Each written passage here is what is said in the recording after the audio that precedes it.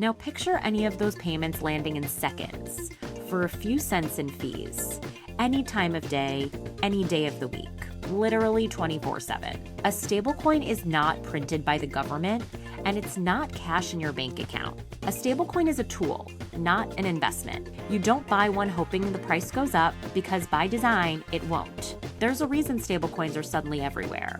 So why now? Why are stablecoins in the headlines more than ever? Congress passed the first federal law written specifically for them with the Genius Act. The collapse of Terra USD in 2022 became a cautionary tale to the entire industry. Picture this. You want to split a dinner bill with friends, pay a freelancer for work they just finished, or purchase groceries with just one tap of your phone. With most payment tools, there's friction, fees, delays, banking hours. The money gets where it needs to go eventually, but never as easily as it should. Apps like Venmo seem fast and instantaneous, but you're really just sending and receiving IOUs behind the scenes. It might look like the money is in your account, but you may not always be able to access it right away, and certainly not 24/7. Now picture any of those payments landing in seconds for a few cents in fees, any time of day, any day of the week, literally 24/7. That's one of the things stablecoins were built to do. And for people who need to access financial markets 24/7, or even for anyone just sending money domestically or across borders, that difference is especially clear.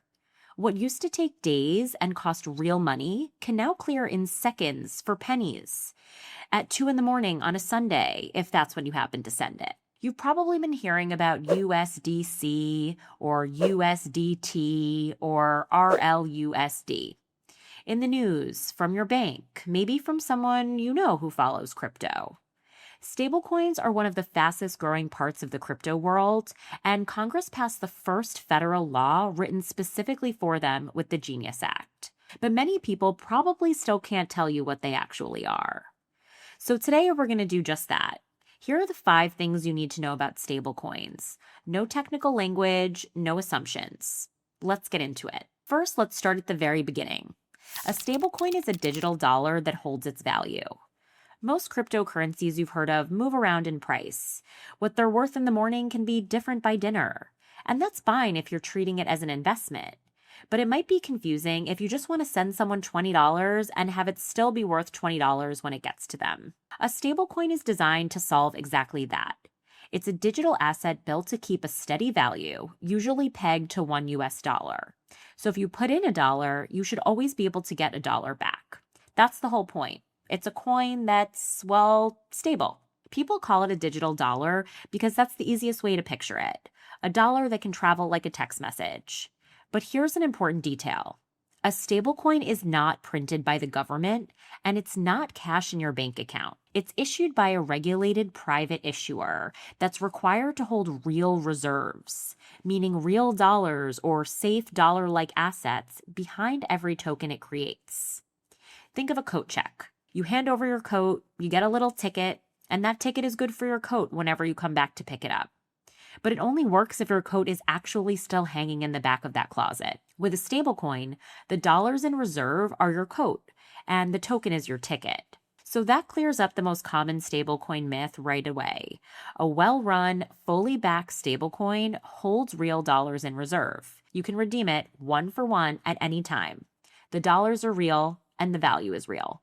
Here's the second thing, and it reframes how you should think about them. Stablecoins are built for moving and holding value, not for growing it. A stablecoin is a tool, not an investment.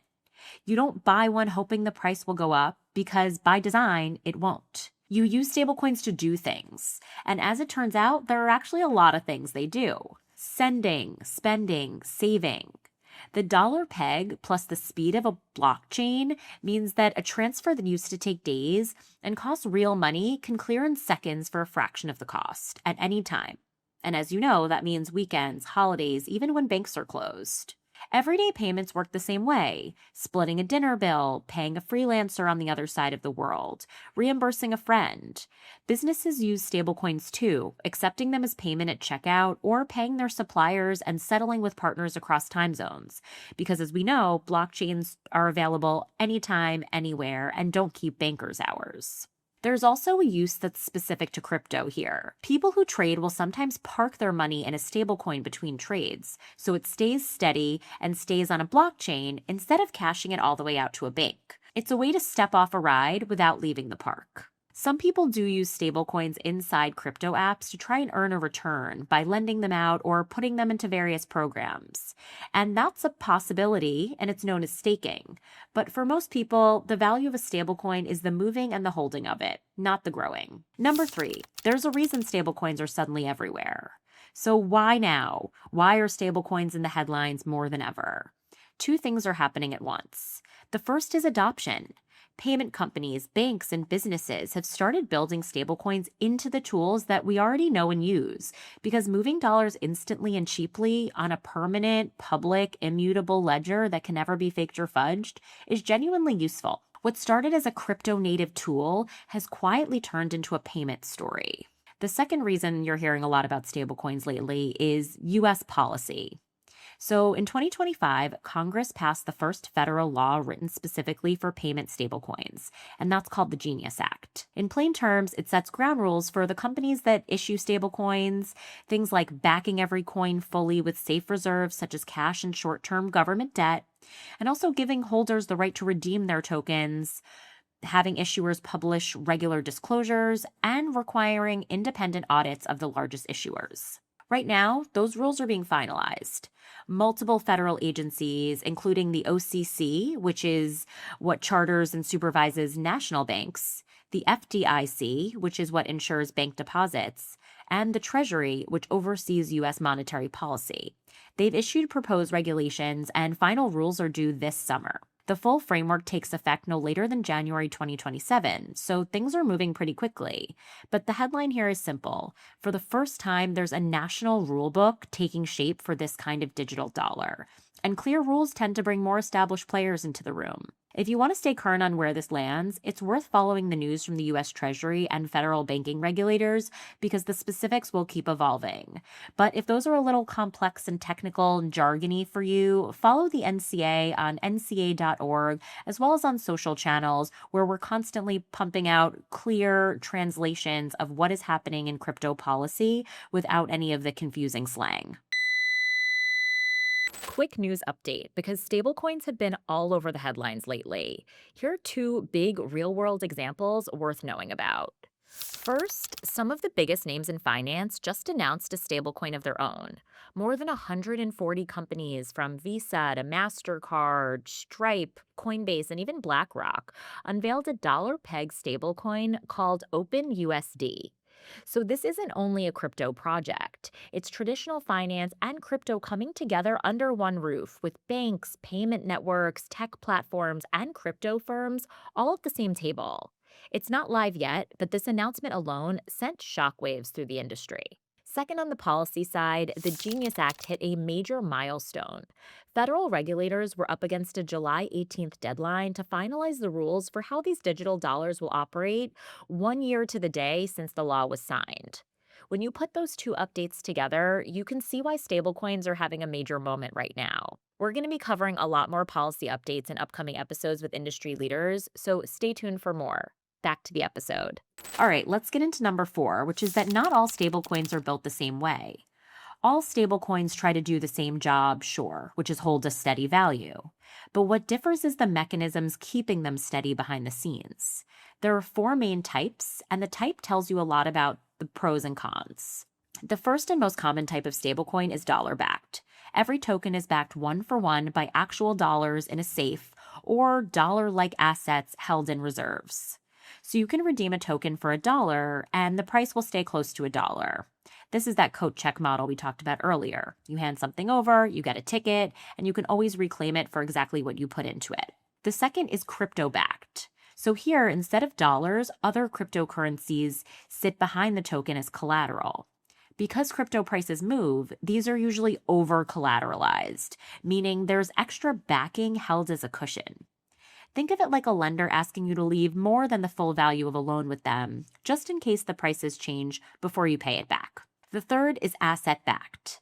Here, the token is tied to something real, like gold, government bonds, or another tangible asset. A token might represent an ounce of gold, so its value tracks to the price of the metal rather than the price of the US dollar. And last but certainly not least is algorithm managed.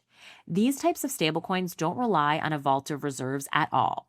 Instead, they use software that automatically expands or shrinks the supply to try and hold the price near the target. In practice, that mechanism has been proven to be pretty difficult to maintain under pressure. The collapse of Terra USD in 2022 became a cautionary tale to the entire industry. And this is exactly what the Genius Act is designed to protect against. Under the Act, a stablecoin must be backed one-for-one by cash or high-quality liquid assets, specifically things like, again, US dollars, short-term treasury bills, and government money market funds. Purely algorithmic models, which rely on software rather than reserves to maintain their peg, cannot meet that standard. So for someone who's new to crypto, the simplest path remains a well-established dollar-backed stablecoin. You've probably seen some of these names already, and spoiler alert, I mentioned a few of them earlier. USDC is issued by a company called Circle. USDT is by Tether, and RLUSD is by Ripple. Each is designed to hold steady at $1, each is backed by liquid reserves, and each operates under the new federal framework. That means more transparency, more oversight, and clearer rules than even existed a year ago. All right. A few minutes of homework before you use one. And this is the last thing, and it's a practical one. If you ever decide to hold or use a stablecoin, here's a short due diligence checklist. First, check that the issuer of the stablecoin is supervised by a federal or state regulator. Then check the reserves. A trustworthy issuer publishes proof of the dollars or assets backing each asset and has independent auditors checking regularly. If a stablecoin cannot show you what's behind it, that's your answer. Move on. Then check that you can actually get out. Make sure the asset is widely traded and easy to turn back into cash whenever you need it. A stable value doesn't help much if no one is around to redeem or trade it. Match the tool to the goal. Stablecoins are built to hold value, not grow it. That means they're useful for things like paying bills, sending money anywhere, holding value between trades, or simply keeping savings in a steady digital dollar. Just know that going in, the goal here is stability, not returns. And as always, start small. Open an account on a well-known exchange or download a vetted wallet, convert a small amount, and do a test send to yourself or to a friend. It should arrive in seconds, showing the exact amount. Once you've seen it work, you know it works. If you want to see how it works before using real money, the NCA Crypto Simulator at nca.org lets you practice sending and holding stablecoins without any real funds involved. All right, here's a quick recap. 1. A stablecoin is a digital asset designed to hold steady value, usually $1, backed by real reserves. The value is real, but it's not a government currency, and it's not an insured bank deposit. 2. Stablecoins are a tool for moving and holding value, not an investment for growing it. Think payments, transfers, and parking value. 3. Stablecoins are everywhere right now for 2 reasons: real adoption by payment companies and businesses, and a recent federal law, the Genius Act, that's bringing real rules to the space. 4. There are 4 main types of stablecoins: dollar-backed, crypto-backed, asset-backed, and algorithm-managed. What keeps each one steady tells you how sturdy it is, and algorithmic ones are the most prone to breaking their peg.